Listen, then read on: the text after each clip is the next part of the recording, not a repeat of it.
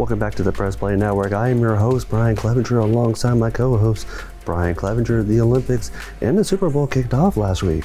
That's right, Brian. We're looking at intense competition, long preparation cycles, and a lot of people testing their limits. Now let's start with the big question. Who do you think has the advantage heading into this weekend? Honestly, the ones who know the system, the people who have already put in their hours, learned the mechanics, and optimized their builds. Preparation really is everything at this level. Exactly. You can have raw talent, but if you don't understand the meta, you're going to struggle, exactly in the late game. Late game execution is where champions are won and lost. One bad input, one missed timing window, and suddenly you're restarting the whole run. Run? I mean a whole event. Right. Now, Brian, what separates the contenders from everyone else? Resource management. Knowing when to go all in and save your stamina for the boss at the end. The boss? Right, the final matchup, biggest challenge, when the crowd goes wild. Are we still talking about sports? Yes, and also no, because this sounds an awful lot like video games. You know what? This actually tracks. Same stakes, same pressure, just fewer whistles, and a lot more controller. So, while the world is watching gold medals and championship rings, now we're breaking down the games competing for your time. Now, let's send things over to Brian. Thanks, Brian. Welcome to Press Play, the show where we figure out if a game is worth playing or inject it and move on. I'm your host, Brian Clevenger. We will look at a game that was released back on the Wii, Mario and Sonic at the Winter Olympic Games. Then we play a game from today's era, Madden 26. Then we will see if the computer's prediction of the Super Bowl is correct. All that and more coming up in today's episode. So get ready, grab some popcorn and a controller because it's time to press play.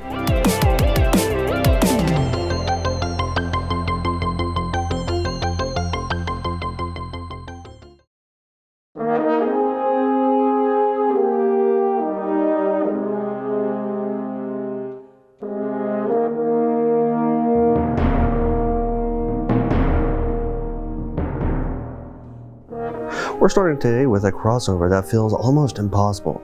Two franchises and two gaming icons coming together in Mario and Sonic at the Olympic Winter Games. The game was developed by Sega, published by Nintendo in Japan and Korea, and released worldwide by Sega. Due to broadcasting rights, licensing rules, and my desire to remain employed, we're sticking with the video games and not showing any footage. Released in 2009, Mario and Sonic at the Olympic Winter Games was officially licensed by the International Olympic Committee, which meant the game could use real Olympic branding, events, and locations. Its release also lined up with the 2010 Vancouver Winter Olympic Games, making it part of a larger push to tie video games into real-world global events. Rather than focusing on realism, the game leaned into accessibility, combining Olympic sports with motion controls and party-style gameplay designed for the Wii. But what really made this game stand out was the history behind it. For decades, Mario and Sonic represented opposing sides of the gaming world, Nintendo versus Sega.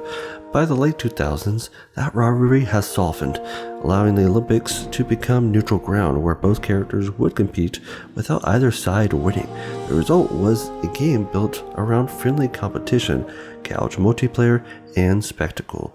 Less about simulation and more about bringing people together.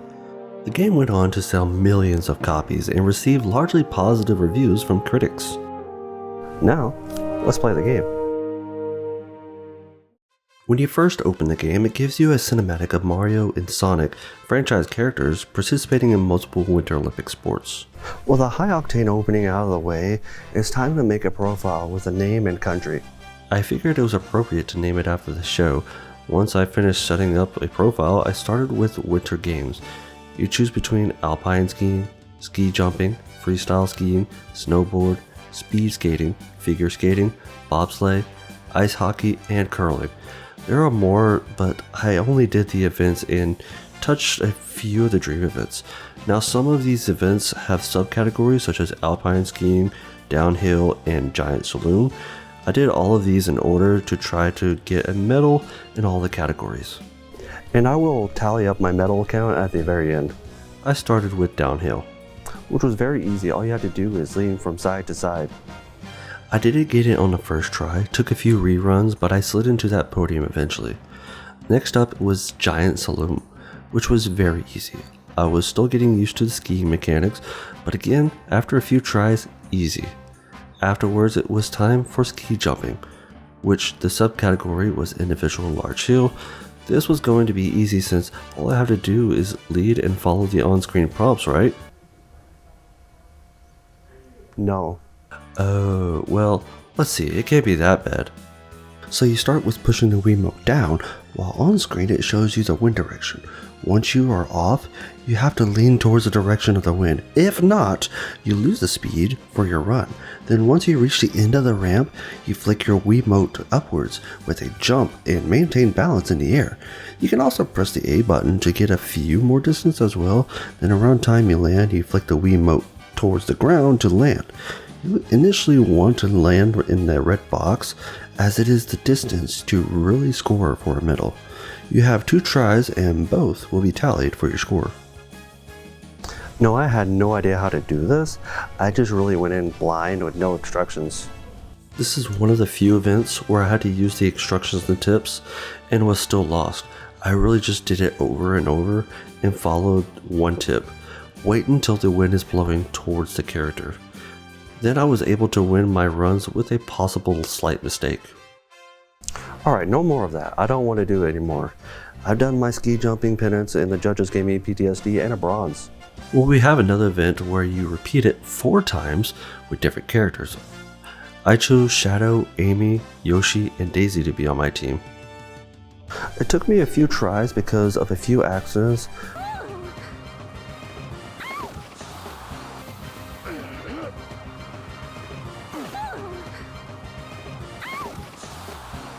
Okay, no more of that. Next up, we're doing the moguls. Not the Harry Potter muggles, but moguls. This is where you aim for the valleys in between each snow mound, then ramp, do a trick, and start over. That ain't that bad, right? It really isn't. It's just timing. Then we move over to ski cross, which here is easy to do. It's pretty much a race to the finish line. Start with a push, lean for turns, flick up to jump. If you lose speed, you are able to do the same motion as a start where you can flick towards the ground. It was easy to do. I did it first time with a gold medal. Next up is snowboard events, with the sub event being half pipe. Oh, this is gonna be fun. I love X Games. On my first run, I thought I did awesome, doing what each prompt told me until I saw the leaderboard. My total score when I finished was 18.98 points, with the first place being 35.63 points and the world record being an even 40 points. Now I got less than 19 points. How am I supposed to beat over 35 and even reach 40 points? I eventually got a medal looking like I was sword fighting ghosts while I was on something, but it wasn't gold, so I just moved on to snowboard cross, which was snowboard racing with the same controls as skiing racing, so it was easy. I won a gold medal again. Next up was speed skating, and I went as Wario. I went in without looking at the controls, followed the prompts that were given, and didn't know how to get first without being so far behind. My time on the first one was 51.876 seconds. My opponent was 43.177, and to get the medal was 46.036. So this may take some time to beat. Next run I had a good start. Horrible straights and the curves were alright, which gave me 44.293 seconds, which was good enough for a silver medal. Afterwards is the short track. Not the same controls, but similar to other events. Shake on straightaways and takeoffs, and tilt on curves. If you bump into a wall, you'll be stunned and reduce speed. On the curves, you gain more speed if you are on the inside half, which you can get into if you turn at just the right time on the curves. But don't overdo the twist or the game will yell at you.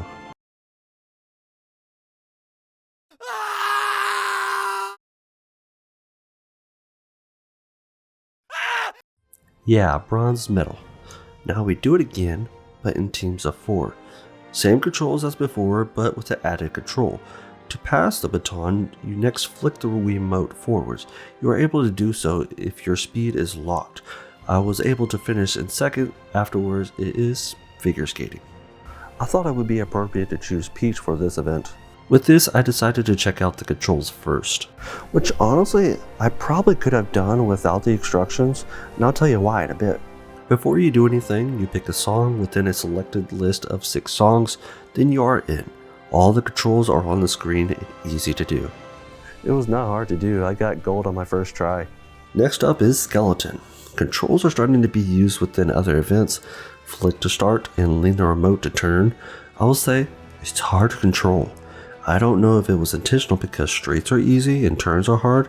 If you stay in the path, you'll get more of a boost. I got silver on my first try and an achievement for not crashing into the wall. Now next up is my favorite event to watch, bobsledding. The controls in this are same as Skeleton, but the sled is longer. Now the bobsled took longer this time. The time to beat was 1 minute and 7 seconds. A way to get gold is to follow the path like before and not bump into the walls. In doing so, we'll lose speed almost instantly. I eventually beat it with a silver. Now the next 2 events take a little longer because they're set up as tournament style brackets. Instead of a single run, you're playing multiple matches to reach the finals. I decided to start with curling and save hockey for last. Both events follow the same structure. 2 teams, 4 characters per team, competing through a bracket style tournament. The controls kind of reminded me of Wii Sports Bowling. Aim where you want to put it, practice your shot, then send it. Then you control the other team members to shuffle the ice to make it go farther than you're aiming.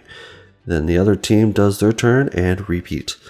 This event took about 20 minutes in total. In those 20 minutes, that was 2 matches. The first match was easy, but it was the second match that was harder. The second team, the computer team, blocked me right out of the gate on the first round, and the second round I won but didn't get enough points for the gold. So I was able to get silver. After that was hockey. Like I said before, teams of 4 members. With those 4 members, you can position them on the ice. Alright, now let the games begin. A member on each team will face off for the puck. I didn't know what the button was for the face-off, so I just shake the Wiimote to tackle the puck. Which means I actually tackle the other team during the face-off. During the event, I plugged in the nunchuck. The nunchuck helped with the movement, also shaking the Wiimote while you have the puck will shoot for the goal no matter where you are. This event was pretty easy when you pass the puck around to your team. It charges the puck for when you shoot the goal, it almost guarantees a shot. In the end, I was able to win the gold. Now that was all the events with the Wiimote. You can also play with a Wii balance board. Not all events you can play with a Wii balance board. The only ones you are not playable are speed skating, figure skating, ice hockey, and curling. Which I think would be crazy to see me speed skate on a balance board. You still use the Wiimote to select the events, but during the events, it's on the Wii balance board. And honestly, all these events are the same. Just lean around to move. So, nothing new. Then you might have noticed these dream events on the event menu. These are unlockable events. I didn't really touch them since they look like the same events with a little flair. But I did see one event that caught my eye. It was called Dream Snowball Fight. Sounds fun and interesting. You pick 4 members on your team, then once it starts you lock on your opponent and fling snowballs. Every hit is a point. I didn't catch it at first, but once I started pressing the usual buttons, I noticed the lock-on controls a little too late. This was really fun and I highly enjoyed it. Some games are a little confusing and have weird controls, so I would give this game a 7 out of 10. But other than that, it's a great version of the Winter Olympics.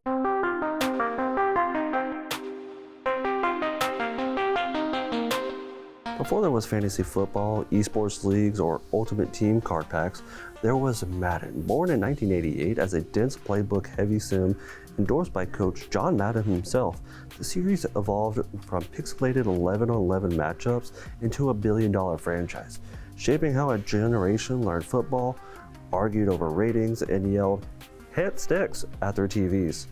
Now, the Super Bowl just happened.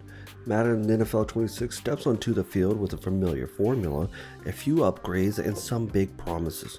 Saquon Barkley leads the charge as the cover athlete, next-gen consoles get exclusive polish, and franchise mode tries once again to win back longtime fans. But with pressure mounting from players and lawsuits piling up over Ultimate Team, can Madden still deliver in the clutch? Let's find out. Before we even get into the gameplay, we need to talk about the Madden's menus, because they are rough. They're cluttered, confusing, and overloaded with pop-ups.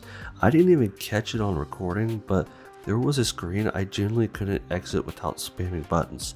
And if this is the first time a new or returning player sees, that's already a problem, especially when that pop-up is pushing Ultimate Team mechanics right out of the gate.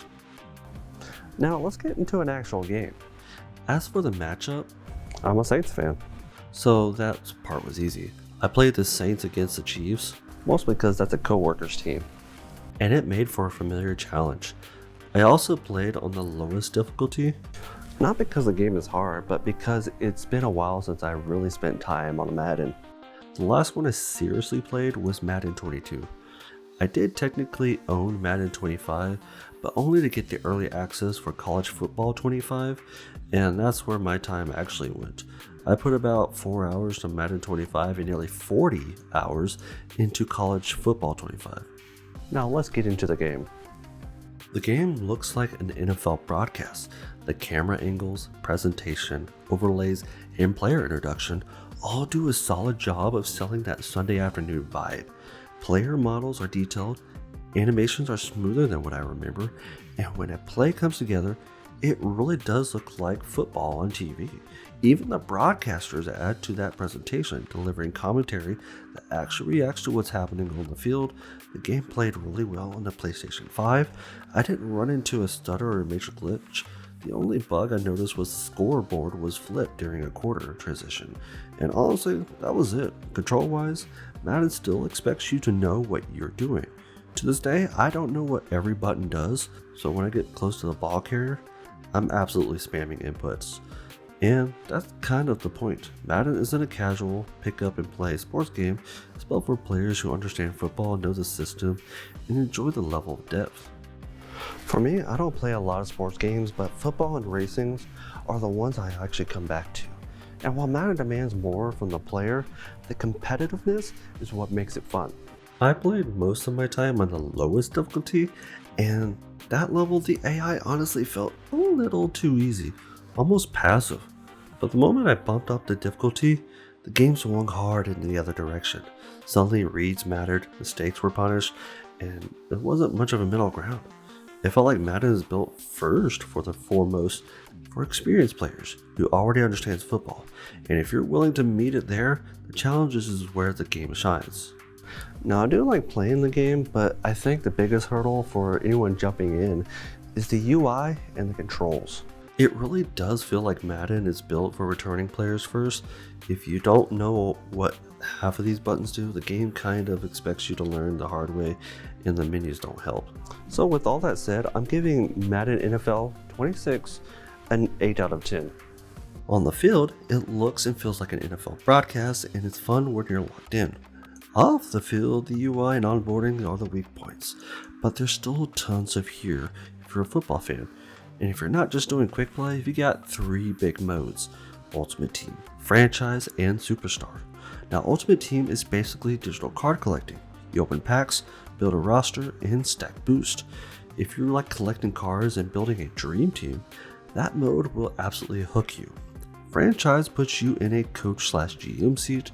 You choose a team, manage the season, call plays, and try to build your run all the way to the Super Bowl. And Superstar is my favorite. You create your own player, pick a position, start the journey, and try to become a Hall of Famer. So yeah, Madden has a lot packed into it. Dream team, dream player, or a full coach career. It's all here, you just have to get past the menus first.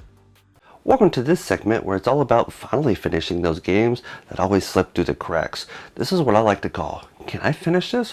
Where I see if I can beat a game story before the next episode of Press Play. This segment actually started after a conversation with a couple of my gamer friends who jokingly asked me, Brian, have you ever actually finished a game or beaten a game? So thanks guys for the inspiration. Now just to be clear, this isn't a full review. Think of it more of a quick playthrough and a first impression run as I finally see the credits roll. This week we're going to be taking a look at Spider-Man. No, not that one. We're actually going to be taking a look at the Spider-Man on the PS2.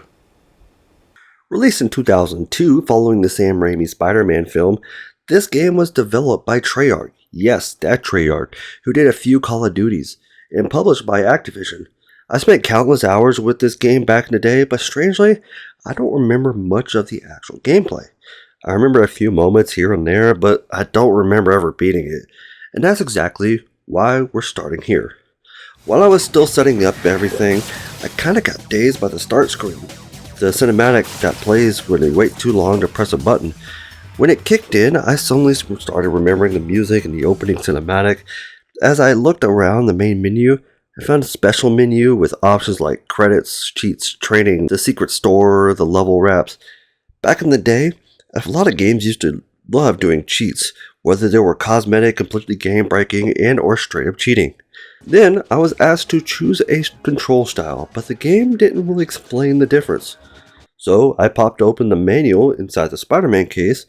Back when I was a kid, I'll buy a game from the store, and on the car ride home, immediately pull out the manual and start reading it. Manuals used to tell you everything, how to play the game, controls, game modes, and more. The Spider-Man manual even had a table explaining the difference between the classic and enhanced control schemes. Once I figured out what control setup I wanted, it was finally time to play. The game opens with a cinematic, and as soon as it started, I was instantly pulled back into my childhood. The game doesn't fully explain everything that happens in the movie, leaves some gaps, so if you haven't seen the film, you might get a little lost. Then we jump into the first mission, tracking down the gang members responsible for Uncle Ben's death.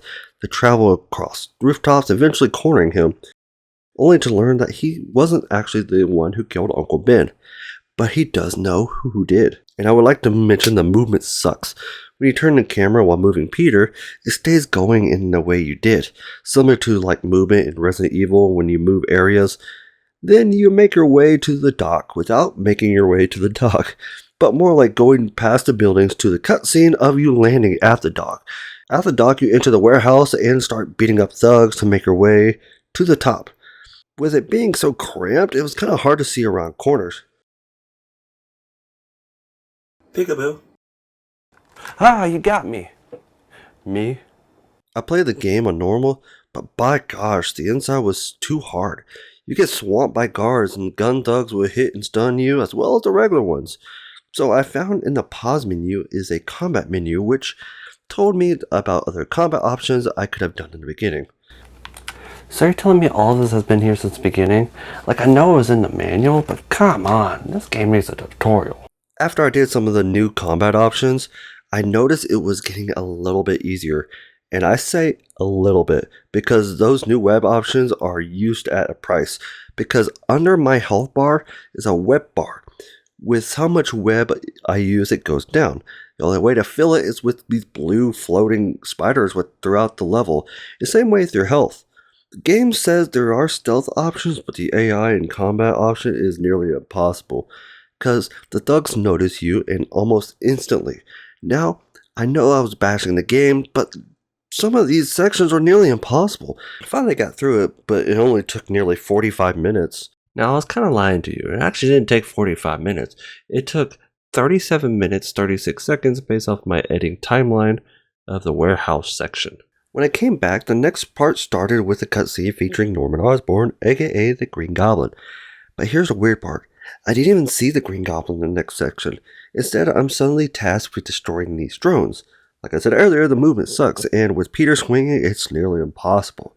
Genuinely have no idea how I managed to do this as a kid. And did I mention that the drones are actively shooting at me?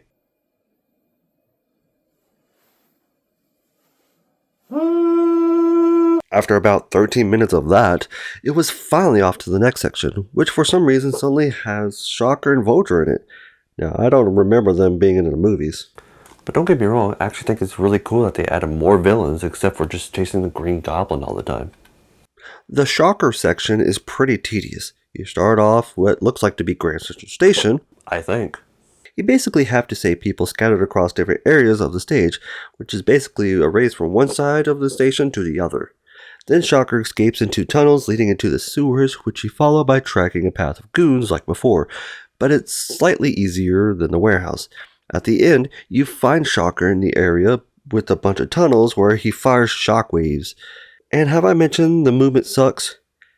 Yeah. Well, in order to get through this section, you have to reach the end before Shocker sends a pulse down the row of subway tunnels, with the tunnel having gaps to hide in. But Shocker will send another pulse before you reach that gap, stun you, and then hit you with another one until it's game over. Now, in order to get through all this, you need to look in first person at the wall, wait for the spider cursor to turn green, and web to that wall. But let me mention that sometimes a first person view will flip you around without warning, and you don't know you're looking backwards since the whole area looks the same.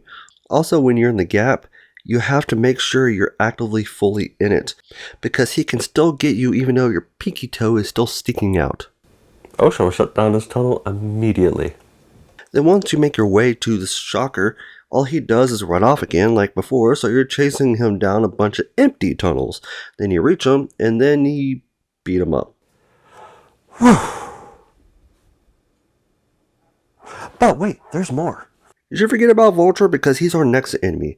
In this level, there are two enemies, Vulture and the one that's been here since the beginning of the game, the movement. Vulture hangs out in a clock tower, so the whole level is vertical, so combine everything I hate so far, cramped areas, and movement. I guess a plus is that this level has no standard enemies. But it is heavily trapped. It has mechanical bugs chasing after you, the Vulture throws bombs at you, and all of this is happening at the same time. Did I forget to mention that this clock tower is a maze?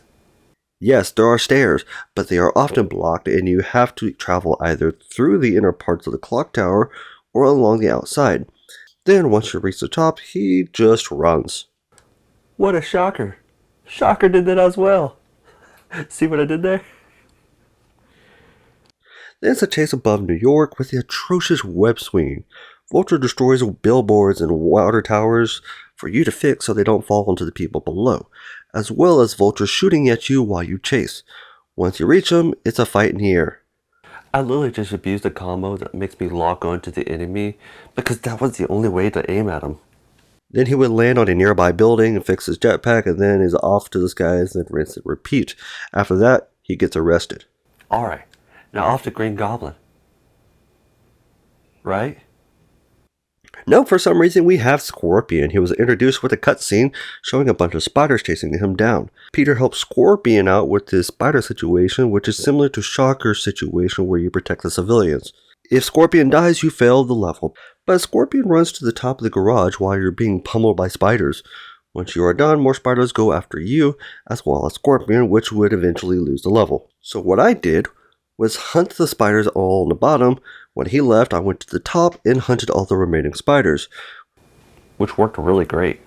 Once you help Scorpion with his spider problem, you helped him escape, but Scorpion thinks you're working with the spiders, so he runs away from you. I mean, I get it. I do have a big spider on my chest, but the man doesn't listen to reason. His fight is the same place where Shocker started, Grand Central Station. I think. Scorpion hit so hard that my game crashed, but don't worry, I was able to go back since his fight was a new level and each level they save. This fight was relatively easy due to the fact that all I had to do was abuse the lock-on combo, some other add-ons. Then once you take him down, you are distracted by another mechanical spider and Scorpion gets away. That was all I got to since I started to run out of time, but collectively from start to where I got to took about 3-ish hours. So did I finish the game? No. I only beat half the game. But I will eventually finish the game, but not in the making of this video.